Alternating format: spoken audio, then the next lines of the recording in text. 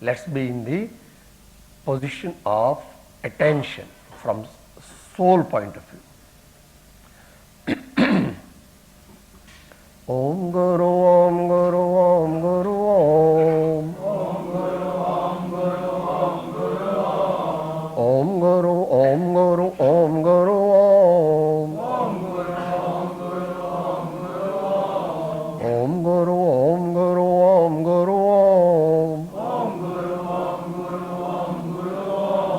Om Guru Om Guru Om Guru Om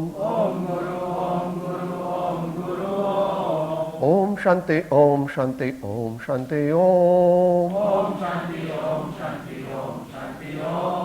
Om Shanti Om Shanti Om Shanti Om Om Shanti Om Shanti Om Shanti Om Om Guru Om Guru Om Guru Om Om Guru Om Guru Om Guru Om Om Shanti Om Shanti Om Shanti Om Om Shanti Om Shanti Om Shanti Om Om Shanti Om Shanti Om Shanti Om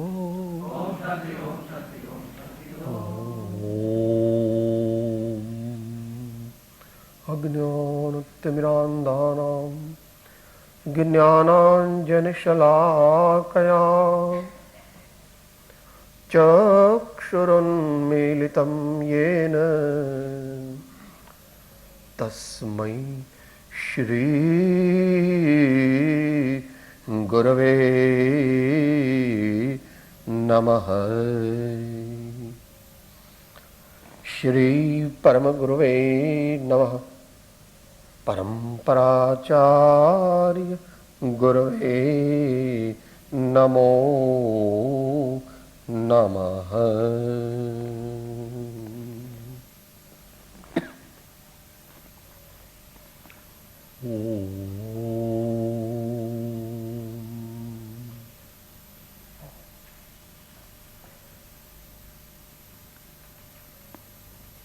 સ્વાધ્યાયમાં આપણે વિચાર કરી રહ્યા છીએ સદગૃહસ્થનું, શ્રાવકનું, શ્રાવિકાનું અથવા સન્નારીનું જીવન કેવું હોય.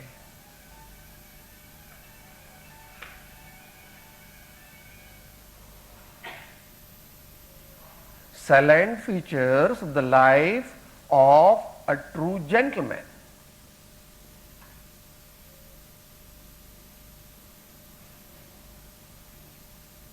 ગઈકાલે એની ભૂમિકાઓ થઈ ગઈ હતી, એમની દ્રષ્ટિ કેવી હોય છે એ વાત પણ થઈ ગઈ હતી. આમ તો આ વિષય જે છે એ તો 10-12 દિવસ ચાલે ને આપણી પાસે કદાચ 30 મિનિટ જ છે. એટલે આપણે ટૂંકમાં વિચારણા કરીશું. છતાં પણ ભગવાન બે રીતે કથન કરે છે. આમ તો અનંત રીતે કરે છે, પણ આપણા જેવા અલ્પજ્ઞ માટે એક ફ્રોમ એબ્સોલ્યુટ વ્યૂ પોઈન્ટ, અભેદપણે અથવા તો નિશ્ચય નહીંથી, અને બીજી કથન પદ્ધતિ તેને વ્યવહારને અથવા ભેદને અથવા ઘણીવાર એને સિદ્ધાંત પદ્ધતિ પણ કહે છે. બેનો સમન્વય કરીએ તો જ આપણું કલ્યાણ થાય. બધાય શાસ્ત્રો જાણે એને બહુ વ્રત તપ કરે, પરંતુ આત્માનું સ્વરૂપ યથાર્થપણે જાણે નહીં તો આત્મકલ્યાણ થાય નહીં. અથવા ઘણા શાસ્ત્રો જાણે, આત્મા વિશે ઘણા લેક્ચર્સ આપે, પરંતુ પોતાનું હૃદય પવિત્ર ન થયું હોય, પોતાના ભાવો નિર્મળ ન થયા હોય તો પણ આત્મકલ્યાણની પ્રાપ્તિ થાય. એટલે આપણને આત્મસિદ્ધિમાં દરેક શાસ્ત્રોમાં કહ્યું છે. અહીંયા બધા આપણે ગુજરાતમાં આત્મસિદ્ધિથી પરિચિત છીએ એટલે એ ગાથા બોલીએ. નિશ્ચય વાણી સાંભળી સાધન ત્યજવાનો, નિશ્ચય રાખી લક્ષ્યમાં સાધન કરવા સો, નિશ્ચય રાખી લક્ષ્યમાં સાધન કરવા સો. આ તો બહુ અઘરું લાગે છે કદાચ. તમે તો ડબલ ઢોલકી બજાવો છો. તું કરે છે એવું. મમ્મી લોકો છે તે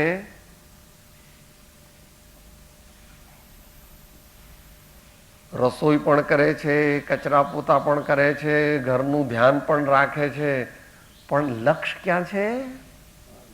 બાબલા ઉપર છે. જરાક રડે એટલે તરત, ઉપર બહુ કામ હતું જરા રડવા દે થોડા, પણ પછી પેલો ભેંકડો તાણે એટલે તરત બધું કામ મૂકીને ત્યાં પહોંચી જાય છે. તો કે એવું કેવી રીતે?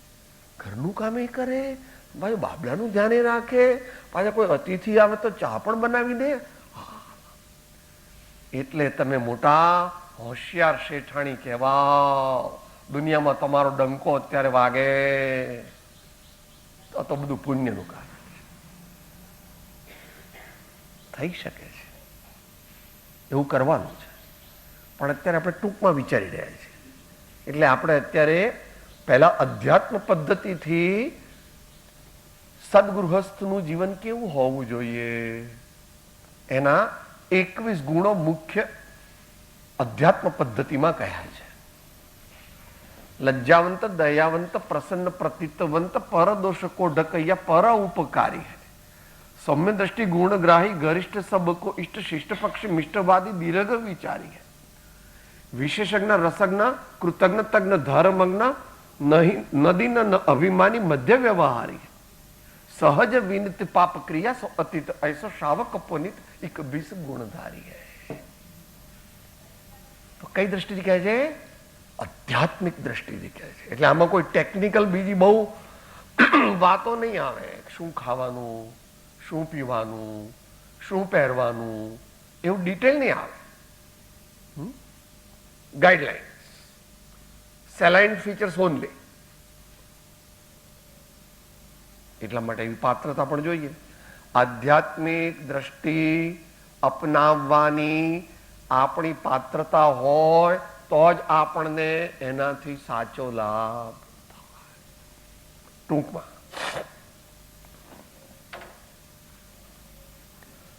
સમાજ અને રાજા તેની દ્રષ્ટિમાં આપણને કંઈ નીચું જોવું પડે એવું કાર્ય કરવું નહીં. દયાવંત, સર્વ મનુષ્યો અને સર્વ જીવો પ્રત્યે અંતરનો મૈત્રી ભાવ રાખવો અને એને અનુરૂપ જીવન જીવવું. પ્રસન્ન, પ્રતિતવંત,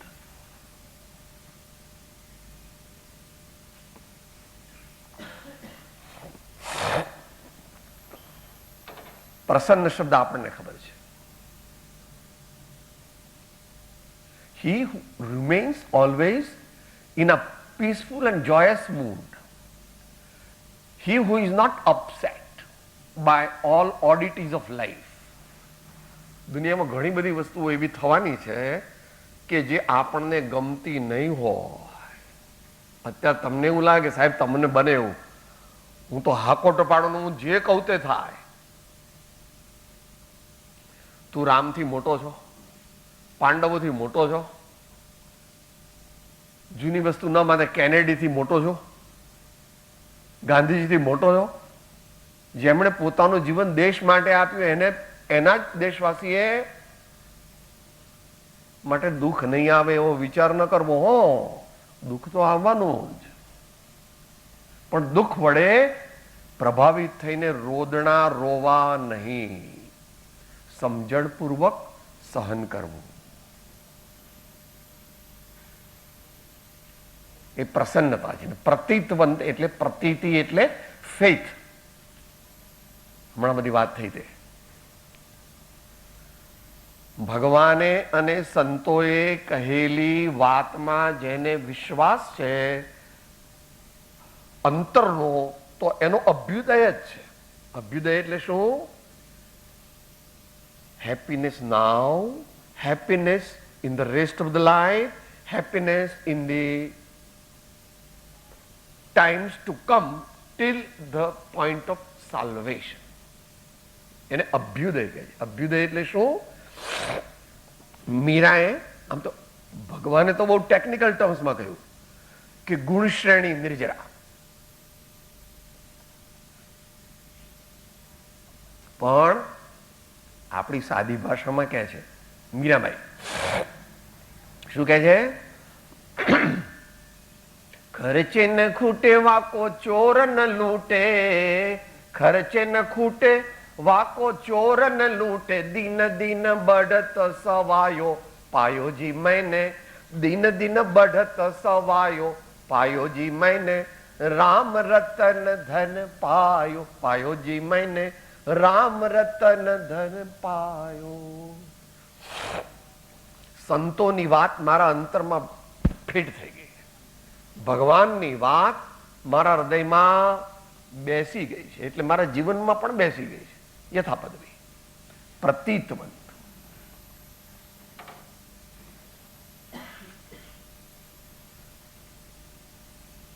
આત્મા અનાત્માનો ભેદ શબ્દથી પણ જાણ્યો, અર્થથી પણ જાણ્યો અને અનુભવથી પણ જાણ્યો, એટલે વેદનથી જાણ્યો. પરદોષો કો ઢકૈયા, no comments if they are adverse. કે આ ભાઈ નકામા છે, આ ભાઈ આ બેન તો સાવ નકામા છે. શાંતિ રાખો. આપણે બધા દોષથી ભરેલા છીએ, માટે બીજાના દોષોને આપણે ઉઘાડા પાડવાના નહીં, અને પબ્લિકમાં તો 100% નહીં છે. ટૂંકમાં વિચારણા ચાલે છે. પર ઉપકારી હૈ,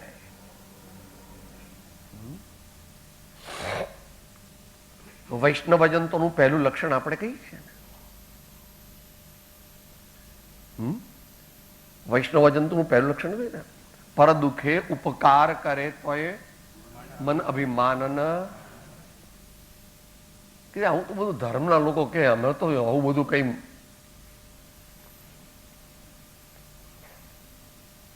અમે તો એકલા બસ કેસમાં રહીએ છીએ, દુનિયા મરવી તો મરવે ને, એના આપણે શું કામ છે?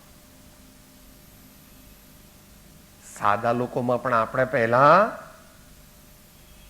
કૂતરાનો રોટલો બનાવતા હતા, ગાયનો રોટલો બનાવતા હતા, અને પછી આપણા માટે રોટલી બનાવતા હતા. પણ હવે આ તો ફ્લેટની સંસ્કૃતિ આવી ગઈ.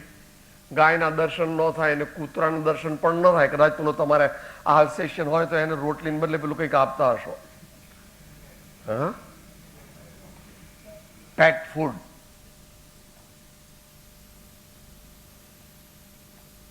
સંતો સાદી ભાષામાં કહે છે, બોલીએ એક લીટી. હરિએ દીધો છે રૂડો રોટલો, હરિએ દીધો છે રૂડો રોટલો, એ જરા ખવરાવીને ખાઓ, એ જરા ખવરાવીને ખાઓ, હરિએ દીધો છે રૂડો રોટલો. હું ગામડિયા ભાષામાં બોલું છું, તમે બધા વિદ્વાન લોકો કહો ઓ સંપત્તિનું દાન આપવું જોઈએ, આપણે આહાર દાન કરો, ઔષધ દાન કરો, વસ્તિકા દાન કરો.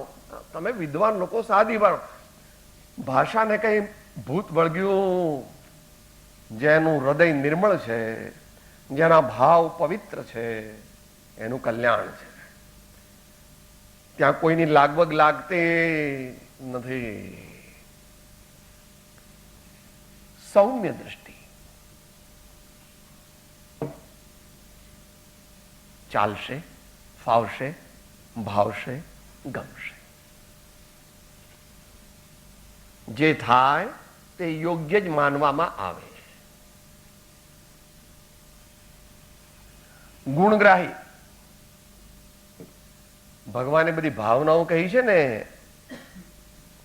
આજ સવારે આવી હતી વાત. મૈત્રી, ગુણ પ્રમોદ, કરુણા અને માધ્યસ્થ. કોઈ પણ વ્યક્તિના સંપર્કમાં આપણે આવીએ તો આપણે એનામાંથી સદગુણો ગ્રહણ કરી લેવા. એની ભૂલો હોય એને આપણે બાજુમાં મૂકી દેવી.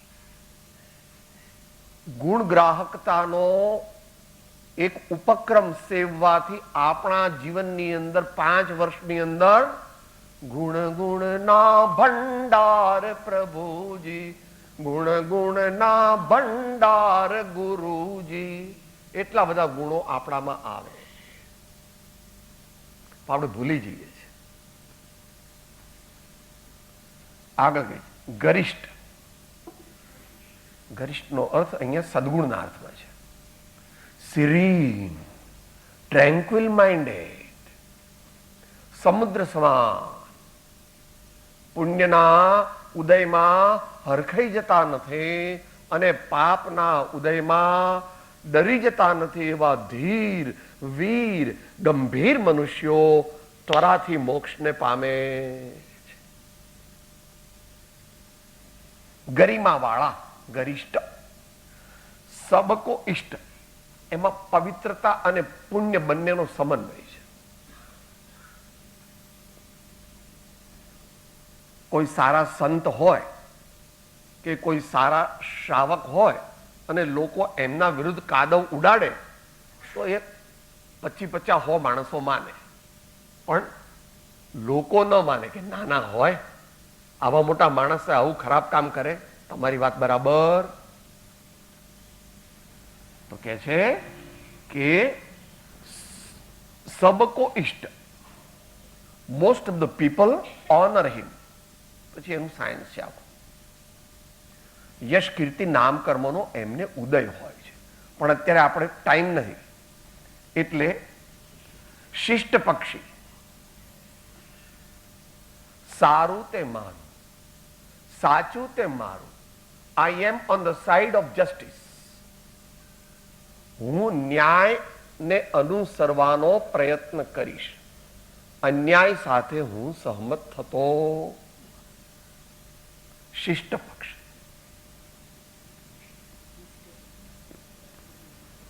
दीर्घ विचारी है, मिष्टवादी. આપણે સૂત્ર જ બોલીએ છીએ ને, હિત, મિત, પ્રિય અને મર્યાદિત બોલવું. ક્યાંક લખ્યું છે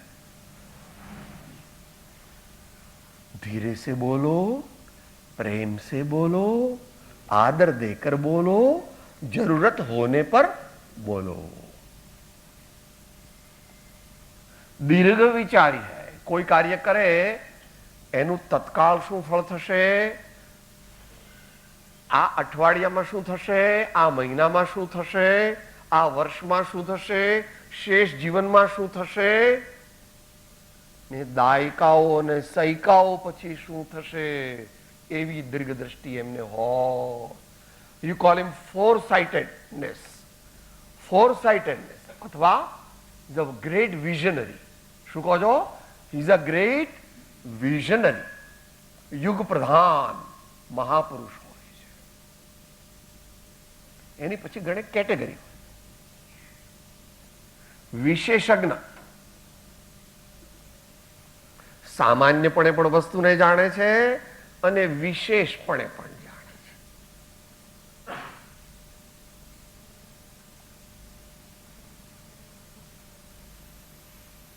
સામાન્ય એટલે ઉપલબ્ધ, સેલાઇન ફીચર્સ, અને વિશેષજ્ઞ એટલે ડિટેલ્સ, ઓલ્સો સટલ ડિટેલ્સ. એના સૂક્ષ્મ પાસાઓ કયા કયા છે એ પણ જાણે. રસજ્ઞ. નવે રસને જાણે છે પણ શાંત રસ ને વીર રસ એને મુખ્યપણે અનુસરે છે. નવ રસ જાણે છે પણ અનુસરે છે કોને? શાંત રસ. પણ શાંત રસ માટે વીર રસ જોઈએ, અરિહંત.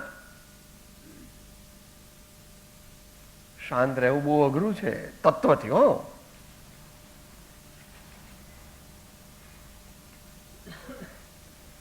સાચો રસ એને જાણનારા છે. બધાય રસ શાંત રસમાં સમાય છે. ભગવાન મૂર્તિ જોઈએ તો કેવી છે? જ્ઞાની ભગવંતોની મૂર્તિ કેવી છે? એમના હૃદયમાંથી પણ પ્રેમ પ્રવહે છે ને એમની આંખોમાંથી પણ અમી વરસે. એમની આંખોમાંથી પણ અમી વરસે. કૃતજ્ઞ, પોતાના ઉપર થયેલો કોઈએ પણ ઉપકાર કર્યો હોય તો જિંદગીભર ભૂલતા નથી. યાદ રાખવું આપણે. નોકરને ગમે તેમ ન બોલાવાય, પહેરાવાળો હોય એને ગમે તેમ ન બોલાવાય. એ પણ આત્મા છે, આપણા જેવો જ આત્મા છે. ભિખારી હોય, ભિખારી અને માગવા આવે, આપણે એને ન આપવું હોય તો આપણે કે ઉલટો એ ભિખારી તો મહાન આપણા પર ઉપકાર કરવા આવ્યો છે કે હું પણ તમારા જેવો પહેલા હતો, પણ મેં કોઈને કંઈ આપ્યું નહીં અને કૃપણ રહ્યો, લોભિયો રહ્યો, એટલે મારે આજે ઘેર ઘેર ભીખ માંગવી પડે. જો તમે પણ અત્યારે આ પુણ્યના ઉદયમાં બીજાને આપશો નહીં, દાન નહીં દો, તો તમે પણ મારા જેવા જ.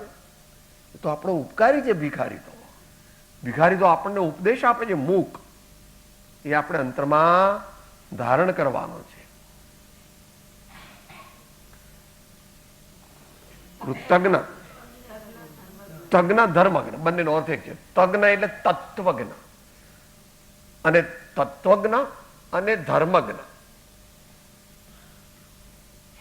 ચારે પુરુષાર્થને જાણે છે એટલે પણ ધર્મજ્ઞ છે, અને ગૃહસ્થ ધર્મને પણ જાણે છે, મુનિ ધર્મને પણ જાણે છે, એટલે પણ એ ધર્મજ્ઞ છે. અને ભાઈશ્રી હમણાં કહ્યું તત્વજ્ઞ. મુખ્ય તો બે છે, જડ અને ચેતન, પણ પ્રયોગ કરવા માટે 9 છે. જીવ, અજીવ, પુણ્ય, પાપ, આશ્રવ, સંવર, નિદ્રા, બંધ અને મોક્ષ. આ 9 તત્વને કોણે જાણ્યા કહેવાય?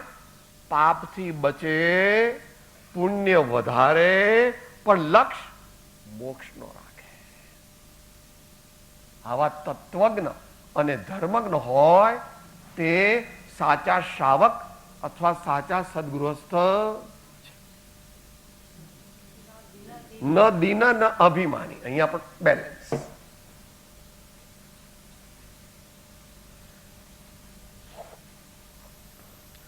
કોઈને ખોટી મસ્કાબાજી કરતા નથી.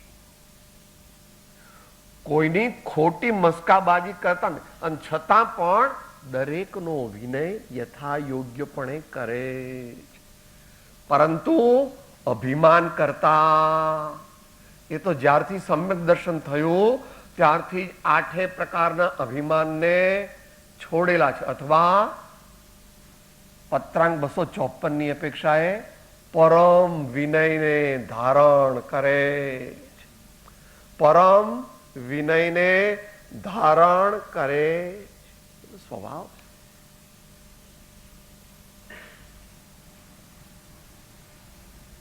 ન દીન ન અભિમાની, બંનેમાંથી બચે છે.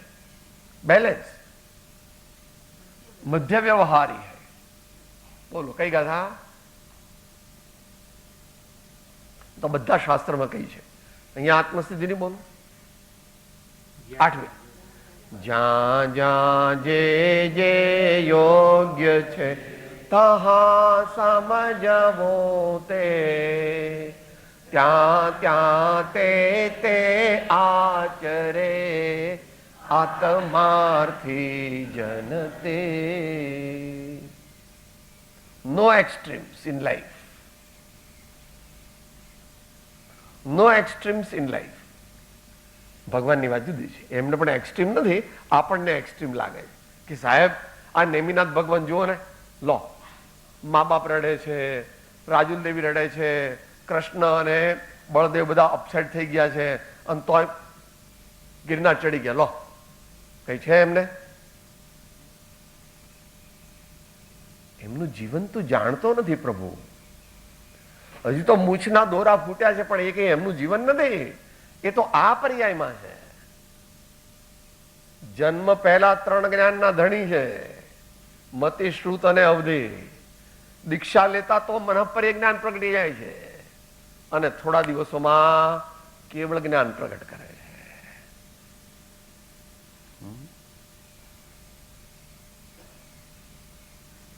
ઈ તાસીર જુદી, એ આત્મા જુદા. એટલે જ આપણે એમને ભગવાન નેમિનાથ, ત્રિલોકનાથ એ નથી કહેતા. આપણે કહીએ છીએ, એ તો કહે છે હું તો કોઈનો નાથ નથી, હું તો મારો નાથ છું.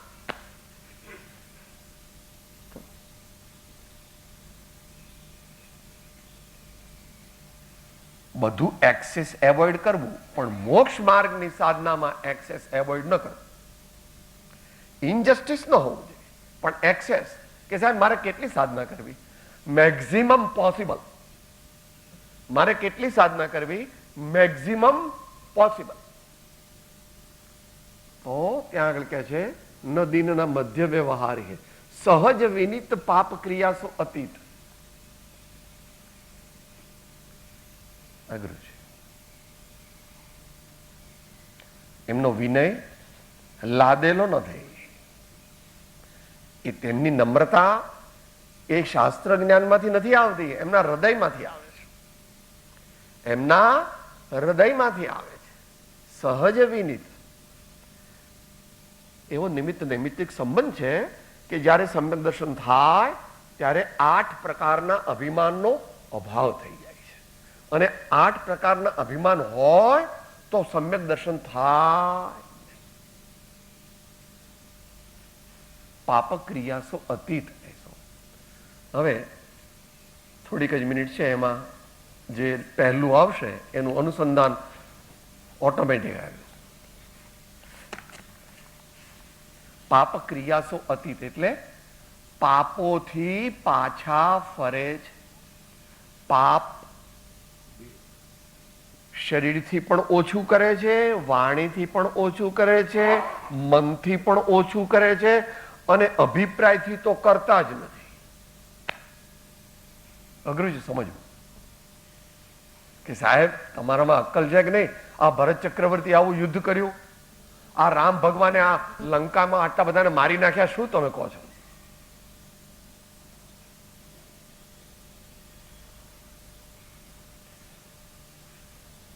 એ યુદ્ધ તો એમણે ન્યાયના રક્ષણ માટે કરેલું છે. લંકામાંથી કંઈ લઈ જતા નથી, અને લંકાના રાજા પણ રામ બનતા. એ તો વિભીષણને સોંપીને સીતાને અન્યાયથી જે અપહરણ કરી ગયા હતા એને છોડાવે છે, કારણ કે હજુ રાજા હતા. પછી મુનિ થઈ જાય તો કઈ નહીં. એ વાત કરી પારસનાથ ભગવાનની.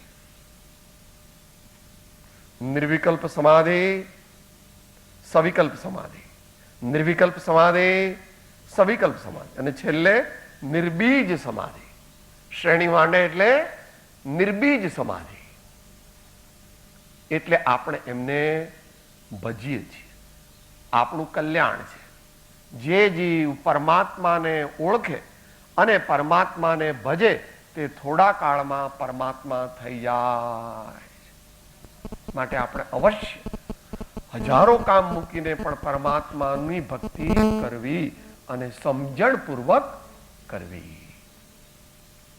હવે સમય તો લગભગ રોકે છે આપણને, પણ માત્ર રિવ્યુ કરી જઈએ કે આ તમે અધ્યાત્મ પદ્ધતિથી કીધું, સિદ્ધાંત પદ્ધતિથી કહો.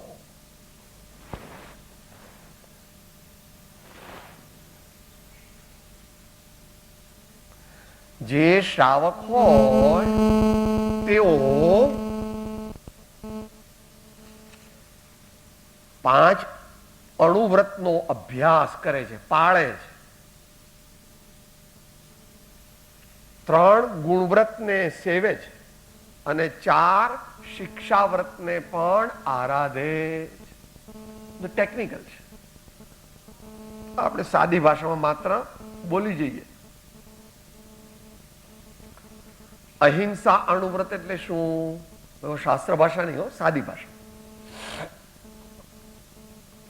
તદ્દન ગુજરાતીમાં કોલોક્વિયલ લેંગ્વેજમાં શું કહો છો? મોટકી હિંસા કરીશ નહીં, મોટકું જૂઠ બોલીશ નહીં, હા, મોટકી ચોરી કરીશ નહીં, એવું બધું બોલો છો.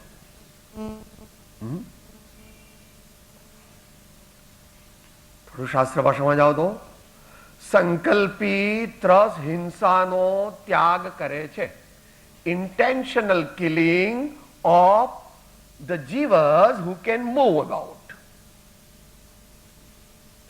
પછી આગળ જાય ત્યારે તો બહુ વાત સૂક્ષ્મ આવે છે, અત્યારે તો ટૂંકમાં. એવી રીતે મોટું જૂઠું કરતા નથી,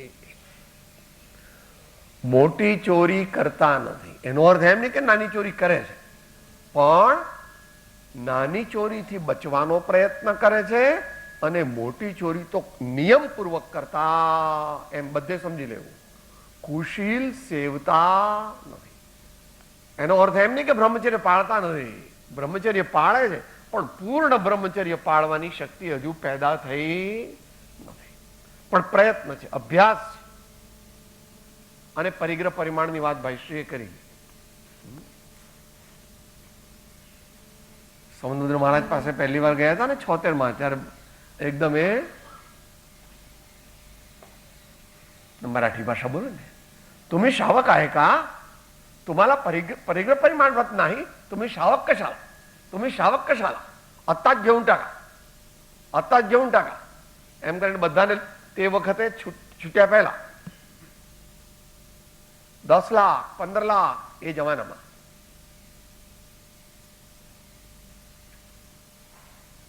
₹2 પેટ્રોલ હતું. એ પ્રમાણે ગણી લેવું.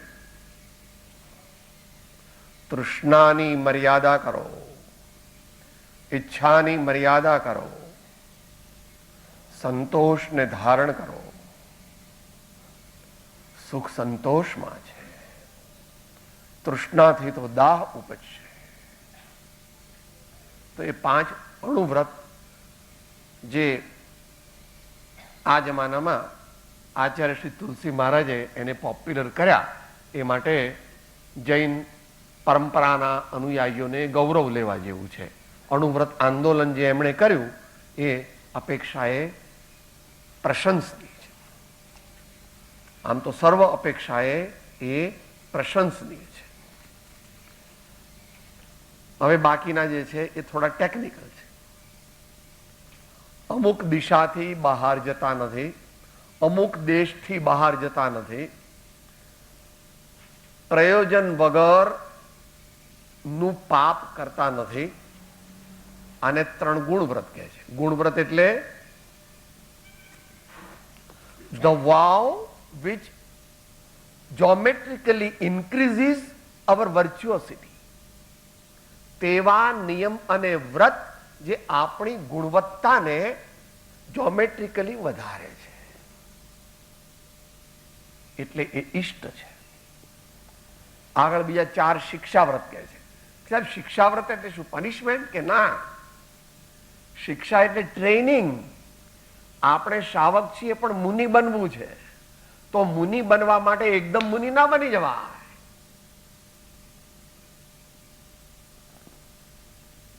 તમારી જ્યારે ગવર્મેન્ટમાં નિયુક્તિ થાય છે તો પહેલા 1 વર્ષ પર પ્રોબેશન પર રાખે છે.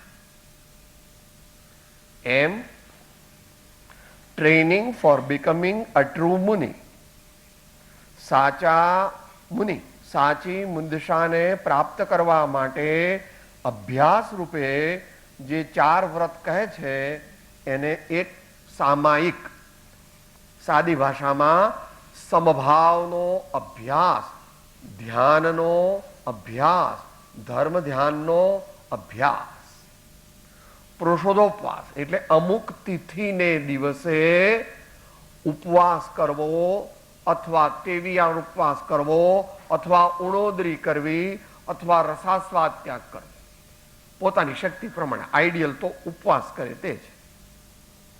ભોગોપભોગ પરિમાણ, જે વસ્તુ એકવાર ભોગવાય એનું નામ ભોગ, અને જે વસ્તુ વારંવાર ભોગવાય એનું નામ ઉપભોગ. એની મર્યાદા, એની પરિમાણ એટલે શું? મર્યાદા.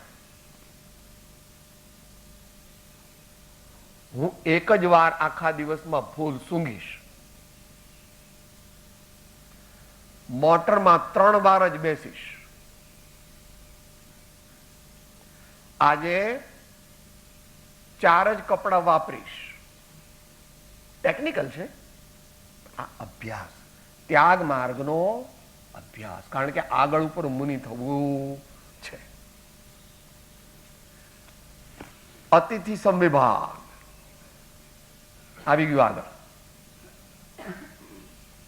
ગૃહસ્થ જ્યારે આહાર લે ત્યારે વિચાર કરે છે, હો આજે મેં કોઈ ત્યાગી, મુનિ, સંયમી, વ્રતી, ધર્માત્માને આહાર આપ્યો? પોતાનું પેટ ભરે એ તો કીડીને મકોડા પણ કરે છે, પણ આપણે તો સજ્જન છીએ, સદગૃહસ્થ છીએ, જેન્ટલમેન છીએ, તો આપણે તો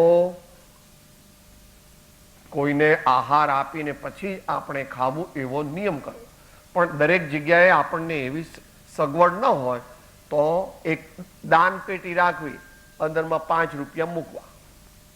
આ બધું જે છે તે મારા માટે નથી, ધર્મને માટે, ધર્મની વૃદ્ધિને માટે, તીર્થની રક્ષા માટે, ગરીબ, દુઃખી, વૃદ્ધ, કોઈ પણ એવા કરુણાપાત્ર જીવોને વાપરવા માટે. દિને દિને એવી આચાર્યની આજ્ઞા છે ને, ષટકર્મમાં બોલો છો ને, દેવ પૂજા ગુરુપાસ્તે સ્વાધ્યાય સંયમ તપ દાનમ ચેતી ગૃહસ્થાનમ ષટકર્માણી દિને દિને. 2 વાર દિને દિને, every day, day in and day out. એને કે છે કે અતિથિ સંવિભાગ. જે કંઈ આપણને મળ્યું છે તેનો થોડો ભાગ સમજણપૂર્વક બીજાઓને પણ આપવો. અને આમ તો 12 વ્રત પૂરા થઈ જાય છે, પણ આચાર્ય ભગવાને એમ કહ્યું છે, એ બહુ વિચારી નહીં કરે, ભાઈ આખો વિષય છે. આપણે સારું જીવન ખરેખર જો જીવ્યા હોઈએ તો આપણું મૃત્યુ પણ રિઝનેબલી સારું થવું જોઈએ. મોટું સમાધિ મરણ તો મુનિઓ કરી શકે, એના 17 પ્રકાર ભગવતી આરાધનામાં કયા છે, અને 5 પ્રકાર તે અષ્ટપાહુડની ટીકામાં પંડિત જયચંદજી છાવડાએ કીધા છે. અને સંબંધભદ્ર આચાર્ય 1750 વર્ષ પહેલા રત્નકરણ શ્રાવકાચારમાં કહે છે, એની સાથે આપણે સમાપ્તિ કરીએ છીએ. કડક છે આચાર્ય છે ને. હે ભાઈ, હે વત્સ, તે આખી જિંદગી બહુ ધર્મ કર્યો, બહુ ધર્મ કર્યો, બહુ ધર્મ કર્યો, પણ મૃત્યુ સમયે અથવા છેલ્લા દિવસોમાં મોટી મોટી બૂમો પાડે, લોકોને હેરાન કરે, તમે મારી સેવા કરતા નથી, શું તમે આ બધું કઈ અક્કલ વગરના છો, આખી જિંદગી મેં તમારું આટલું કર્યું, તમે કઈ કરતા નથી. એવું નહીં કરવાનું.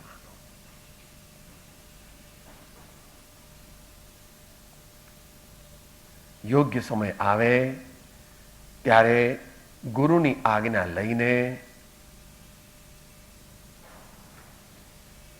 પરિગ્રહનો ત્યાગ કરવો, કષાયોનો ત્યાગ કરવો, એટલે ક્રોધ, માન, માયા, લોભ વગેરે, અને પછી 4 પ્રકારના આહારનો યથાપદવી ત્યાગ કરવો. એને ભગવાન સલ્લેખના, કષાયોને મોડા પાડવા અને શરીરને પણ મોડું પાડવું, એટલે કે પાતળું પાડવું, અને ક્રમશઃ સુગતિ મરણ કે સમાધિ મરણ દ્વારા ધર્મ જે આજીવન કર્યો તેને ભવાંતરમાં પણ સાથે લઈ જવો, તેને ભગવાન સાચી સલ્લેખના કહે છે. આ પ્રમાણે ટૂંકમાં આપણે સજ્જન સદગૃહસ્થની વાત વિચારી.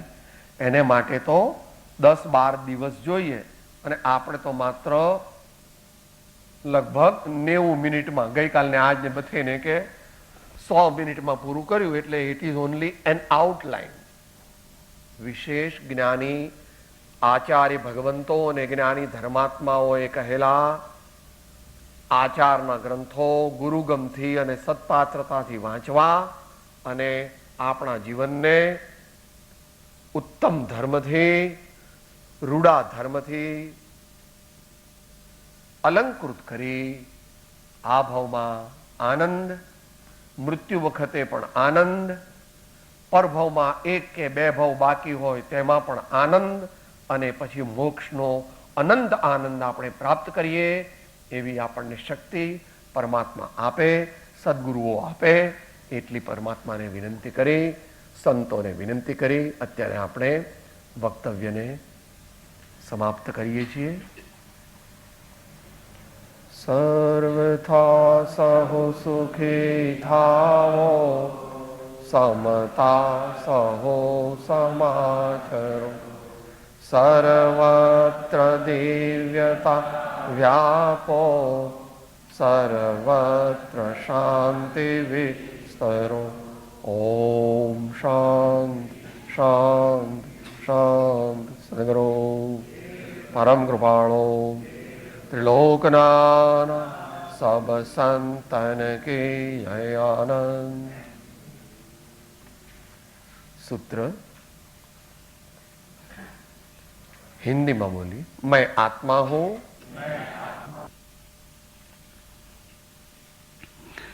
सद्गुरु देव की जय, परम कृपालु देव की जय, त्रिलोकनाथ की जय. સર્વ મુમુક્ષુ ભાઈ બહેનોને આત્મભાવે નમસ્કાર.